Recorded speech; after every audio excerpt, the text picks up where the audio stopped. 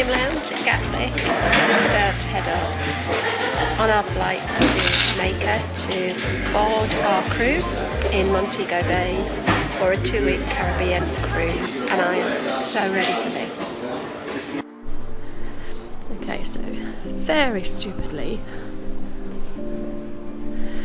I've come away with everything except my charger for my iPhone, which I've got dozens of, but I've got chargers for absolutely everything. Chargers for the GoPro, for the camera, my laptop, but not a bloody iPhone. So I'm going to have to buy one in the airport. But I can just see in motion tech accessories. So here we go. Great start to the holiday.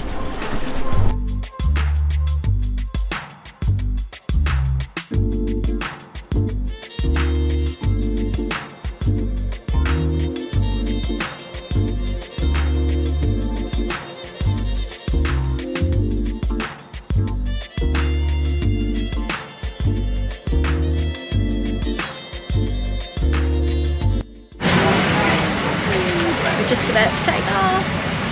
Oh wait, it was -6 degrees on the drive here, so I'm really hoping Jamaica's going to be a tad warmer. It's the start of our holiday. Cheers! And we made it! We're in Montego Bay. I have to say it was a long flight. The in-flight entertainment wasn't working. 9.5 hours without any videos. Not great. Thankfully, there's lots to see on the walls in Montego Bay Airport, which is just as well because we're waiting to get through passport control, and we have been in this queue now for over an hour. Lots of things to see, but I really just want to sit down. That was the longest queue in the world. I think we've just queued an hour and a half just to get out of the airport and onto the bus. So we're just sat now waiting for everybody to board the bus to get off to the ship. It's very hot. It's not like massively hot, but it's humid and sticky and hot when you've been sat on a plane for 9.5 hours.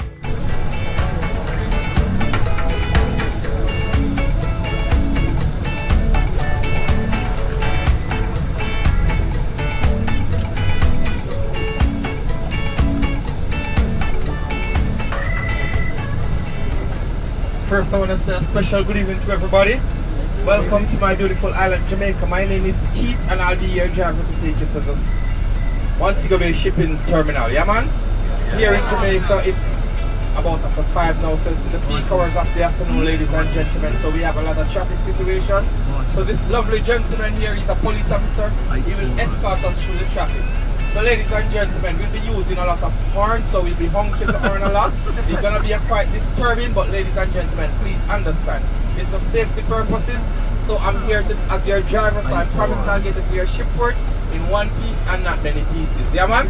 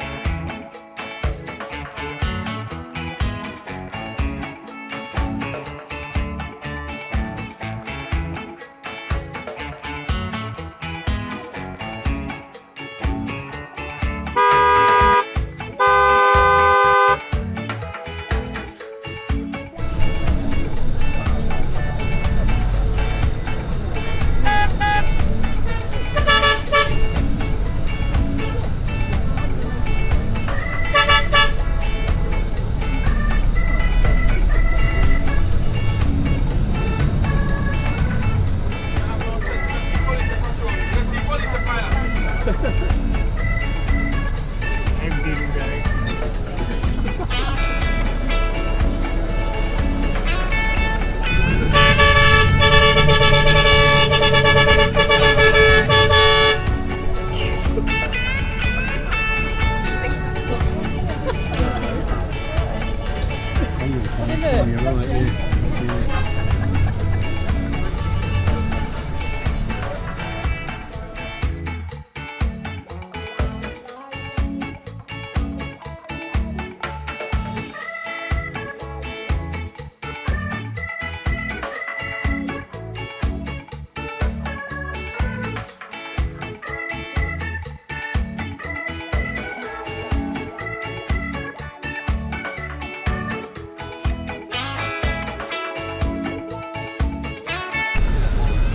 Now we're at the boat, ship.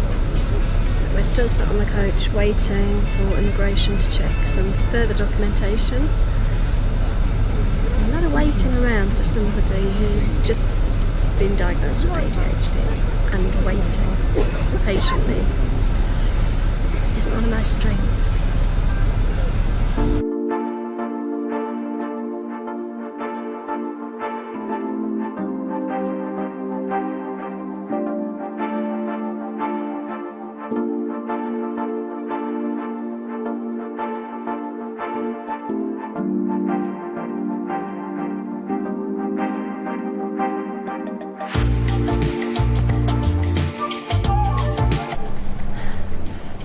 Okay, well that was an ordeal. That was 2 hours or more just to embark from getting to the airport to the boat. I'm so tired.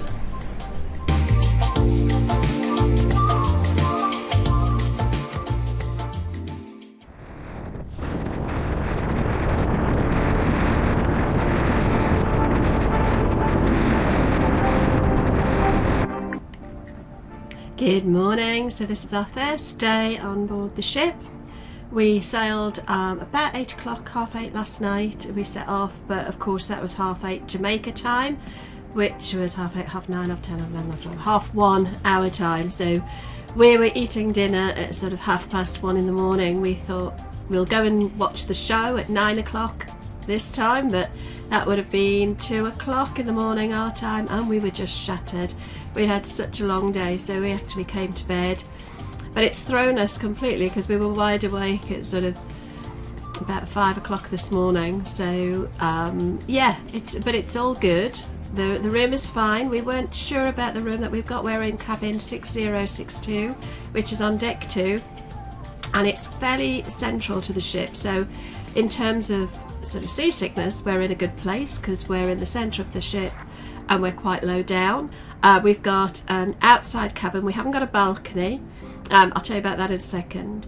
But we were wondering whether this was going to be a bad choice for cabin because we aren't very far from the lifts, one of the sets of lifts, and we wondered if it would be really noisy. But actually we didn't hear a thing. It was very quiet. The cabin is very comfortable, so really happy with that. There's a little bit of rocking this morning. It's quite although the sea's not choppy particularly. Mark went up on deck earlier and said it was really blowing a hoolie, which is like blowing a gale for anybody that doesn't know that term. And yes, we did wonder if we might upgrade, but we to a different cabin, or ask for a different cabin, not an upgrade but a different cabin, maybe not so close to the lifts. But I think all things considered we're just going to leave it as it is because it seems really useful to be so central. It's easy to get anywhere. We're sort of midway through the ship, so to get to either side is easy. The last cruise we were on, we were at one far end of the ship, which meant if we wanted to do anything the other end of the ship was quite a trek. So this I think is going to work out quite well. In terms of the cabin choice, we went for an outside cabin. The last time we cruised, we've only cruised twice, we didn't have an outside cabin, so we didn't have a window. And when we booked it, we weren't really, you don't know what you don't know, do you? So we booked it and we thought, oh, we don't spend much time in the cabin anyway, what's the point of paying extra? but actually we both said we hated waking up in the dark not knowing what the heck time it was. So we opted this time for an outside cabin, and we did toy with the idea of going for a balcony cabin, but our budget gave us the option of either upgrading to a balcony or upgrading to premium flights, and the decision to upgrade to premium flights was the one we took, partly because, although I don't think Mark quite agreed with this, I know that the travel part, the getting from A to B, is my most stressful part of a holiday. I hate queuing. Maybe it's an ADHD thing, I'm starting to say that more and more, but I'm very impatient in queues, and I get very frustrated and annoyed with how do I put this without it sounding awful? I get really annoyed with people who don't follow etiquette and rules, I guess, in queues. So I knew that I didn't, if I had an option to go premium on the flights, I would do. I wanted a bit of extra space. I wanted to be able to just arrive at the airport, easy check-in of our bags, not have to go through all the queuing. We had access to the lounge, so we could just relax and have some breakfast. I have to say, the Gatwick #1 lounge, the breakfast, if I'd paid separately for it, I know we did pay for it, but if I'd actually gone in there and paid for it, I would have complained. It was really poor. But it did mean that we were at least fed. We had a bit of time to relax before the flight. Because we were premium, we didn't have to queue to get through the check-in process. We were first on to the aircraft. Genuinely, if you wanted to get drunk on the aircraft, you would have no problem, because they were just constantly offering alcoholic drinks. We had a couple, but some people were like drinking loads, and nobody was leery or anything, but goodness me, there was a lot of alcohol being served. And of course we got fed and everything. I think everybody does on a long haul, but that premium, it's not massively different. It's not like flying business class or anything, but it just gives a bit more space, a bit more leg room, a little bit more space between the seats. Big problem we had yesterday on the TUI flight was that the in-flight entertainment system just wasn't working. It was glitchy. I think out of the dozen movies on offer, I could only access 2. There was no music available. There was only, that's not quite true. There was one playlist available, which was a relaxation, like a meditation one, which was fine. It helped me get to sleep. But when I woke up, I would have liked to have listened to different music. Yeah, the in-flight entertainment really let it down, but it wasn't just mine, it was across the whole flight, so I think they must have been just having problems. But the embarkation process in Jamaica, oh my word, it was horrific. We were queuing to get out of the airport and get through passport control for over an hour. They'd separated those of us who were on a cruise and those who weren't. Those who weren't on a cruise went a different way, and I think they must have got through a heck of a lot quicker. But the TUI Cruise, those of us joining the Marella Discovery too, wow, we just queued and queued and queued. And as I already said, my patience was wearing thin. I'm not great at queuing. Then when we got out of the passport control, out of the airport and onto the bus, it was unusual, fun, and just incredibly enlightening. We actually had a police escort because we hit Montego Bay in the middle of rush hour, and they got a police bike to escort us from the airport to the seaport, which was a lot of fun. And then of course we got to the seaport and walked into the check-in area, and it was just huge queues again. Thankfully at the seaport too, we had a lot of staff on, so they were moving us through quite quickly. But boy oh boy, we had probably another hour and a bit of queuing to get through and onto the ship. The last time we cruised, we went to the Canary Islands and Madeira, and it was so easy. The flight was short, so that made it easier as well, but the whole embarkation process was really quick. This time it was pretty difficult, to be honest. It wasn't great, but we are here.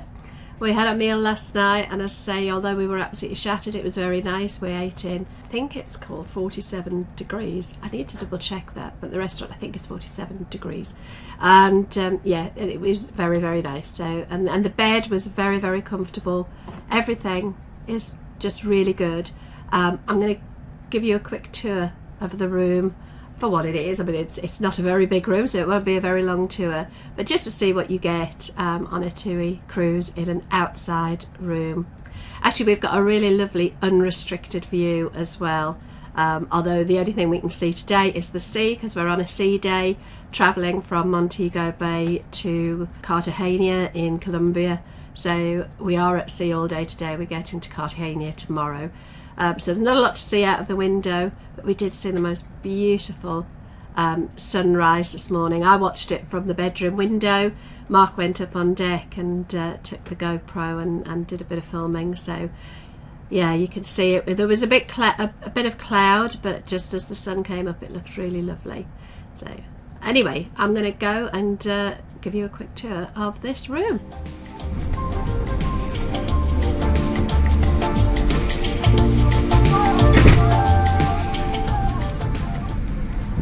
Okay, welcome to our home for the next 2 weeks. We're in room 2062 on the Marella Discovery 2 on our Caribbean cruise. So I thought I'd give you a quick look around the room so you know what this particular cabin looks like. Now, it doesn't come with the man, you have to bring him along with you, but we've got a 2-seater sofa, which is quite comfortable, not too bad at all. It's quite nicely decorated. It's does feel a little bit tired, but it's okay. Got 2 single beds pushed together to make a double, so it makes a good king size bed, and it's very, very comfortable. It's a bit whited out, so you might not be able to see. We're on deck 2, so we're right level with the sea. I don't know if you can see that. Thanks, Mark, for holding that back. You can just see we look out the window and we've got no obstruction whatsoever. Beautiful view of the sea, although that is all there is to see because we're on a sea day. On the side here we've got our lights, and they've both got USB, which is really handy because there aren't an awful lot of charging sockets, or there aren't a lot of sockets full stop. If I go over here, what Mark and I did, we brought these multi-USB adapters that plug straight into a USB, and it means that we can charge all of our devices at the side of our bed, because we wouldn't be able to with a charging plug because there's no outlet there at all. So we've got a couple of bedside tables either side with a couple of drawers, so good storage there. Lots of mirrors, making the place look quite a lot bigger than it actually is. If we move over to the other side, we've got a TV, which we probably won't use, but you can get sort of cruise updates on there. But the TUI app Navigate is pretty good, so we get most of what we need from the TUI app. In here we've got a safe. It's not massive, as you see. I can't get my laptop in it, and mine's quite a small laptop. I'm not even sure you'd get an iPad in it, but we have got room to put jewellery and wallets and things like that, so that's pretty good. On a TUI cruise you do get a kettle, which is keeping Mark happy because he does like his cup of tea first thing in the morning. So we've got a kettle, and they've given us teas and coffees, as you would expect. I think a lot of cruise lines don't do this. I don't know if it's a British thing. And they've even given us Yorkshire tea. We have brought our own because we weren't sure, but yeah, we've got coffee and tea there. So actually, in terms of storage, there's plenty. We've got 3 wide drawers and 3 narrow drawers. There is a hairdryer, but I've brought my own because I'm not sure it would be particularly powerful. We've got a couple of cupboards here behind the mirrors. This is my second take, and the first time I took this I knocked over Mark's water bottle and spilled water everywhere, and he's very kindly cleared it up for me. Same again on the other side. Telephone, as you would expect. In terms of storage in the wardrobe, there's way more space than we would need, and we're on a 2-week cruise, and we've got more than we need. So there's quite a lot of storage space on shelving. There's a couple of rails. There's a lower rail that's great for Mark's shirts, a longer hanging space for my dresses. We've got a formal night tonight, which I think on TUI isn't really formal. It's called Dress to Impress. That's Mark's tux over there. And down in the bottom here we've got my shoe collection, which I think would make Imelda Marcos quite happy. I've managed to whittle it down to 8 pairs, which I'm told is a ridiculous amount of shoes to bring on a cruise, but I just couldn't whittle it down any further. And then you can see over the other side there's Mark's meagre attempt at a shoe pile, although for a bloke I think yeah, I brought about 5 pairs, which isn't too bad really.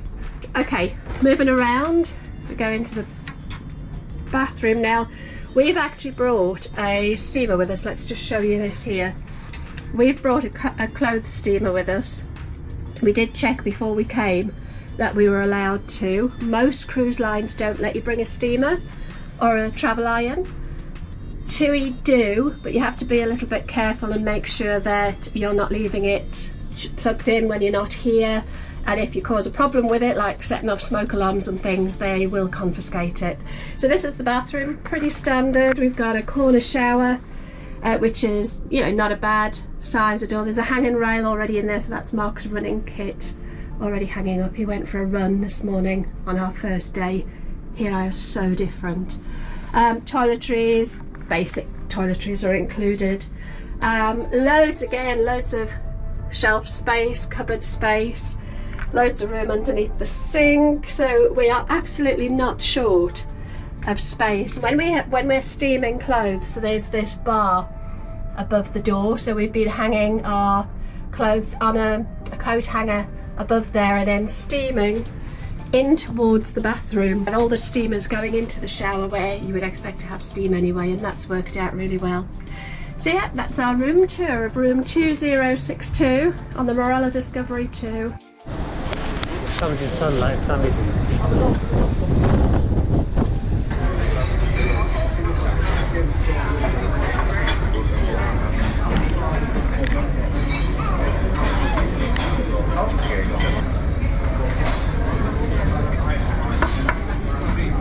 two puddings. Going down.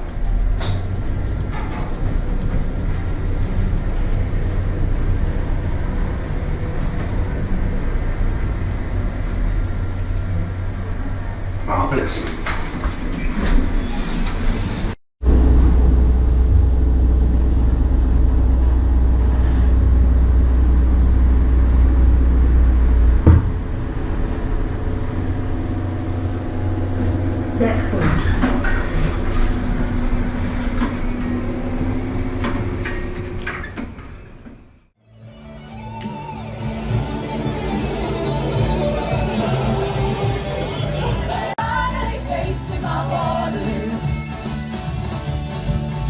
Not only did they win, but Waterloo hit #1 in the chart all across Europe. It even made to the top 10 in the USA, but they had no idea about Europe. Blowing my face to be here.